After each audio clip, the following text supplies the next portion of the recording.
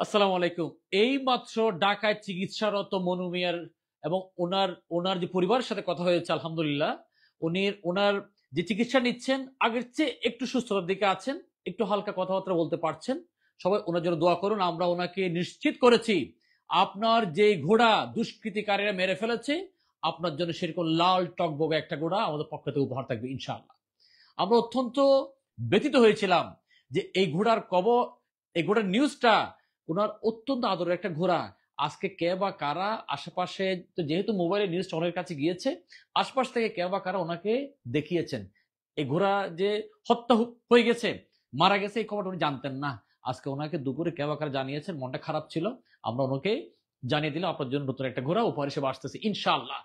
আমরা একই সাথে এই পুরো বাংলাদেশকে বিনীত অনুরোধ করব, ৩,০০০-এর অধিক কবর যিনি নিজের হাতে খুঁড়েছেন, মানুষকে শেষ বিদায়ের ঘরটা নিজের হাতে কবর খুঁড়েছেন, ঘরটা যিনি নিজের হাতে সাজিয়ে দিয়েছেন, সম্পূর্ণ স্বেচ্ছাসেবে, কোনো ধরনের টাকা পয়সা নেননি।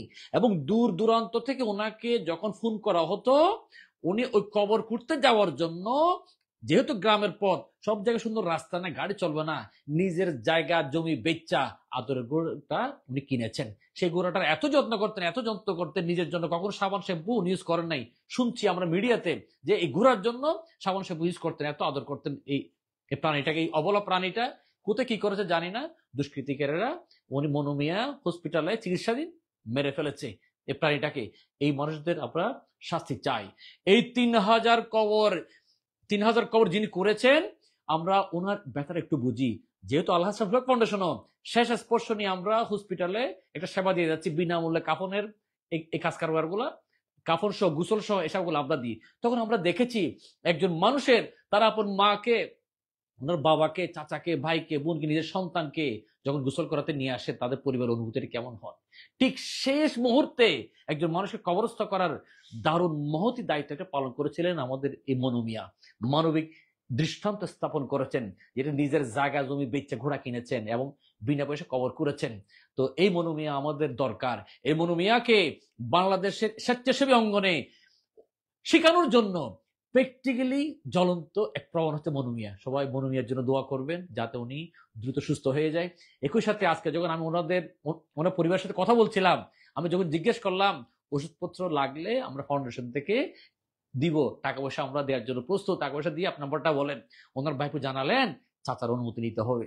অর্থাৎ এই পর্যায়ে এসেও কতটুকু আত্মমর্যাদাবোধ সম্পন্ন একজন মানুষ এই মনুমিয়া, আমি নিজে ওনার পরিবারের সাথে কথা বলে উপলব্ধি হচ্ছে জিনিসটা। এই আত্মসম্মান বোধ সম্পন্ন মানুষটাকে আল্লাহ তাআলা হায়াত তাইয়্যিবা দান করুন। ৬৭ বছর মাত্র বয়স, আপনার বয়স আরো পরে আছে। আপনি সুস্থ হয়ে আবারও আমাদের মাঝে ফিরে আসবেন ইনশাআল্লাহ। আমরা আপনাকে আবারও দেখতে চাই এই সেবার মাঠে, ময়দানে দেখতে চাই আপনার কাছ থেকে লাখো কোটি মানুষ এই সেবাগুলো শিখুক ইনশাআল্লাহ। সকলে আমাদের জন্য দোয়া করবেন। লাল টকবগে ঘোড়া কিনবো বলে ওনাকে ডিক্লার দিয়ে শেষ হয়ে যায়নি।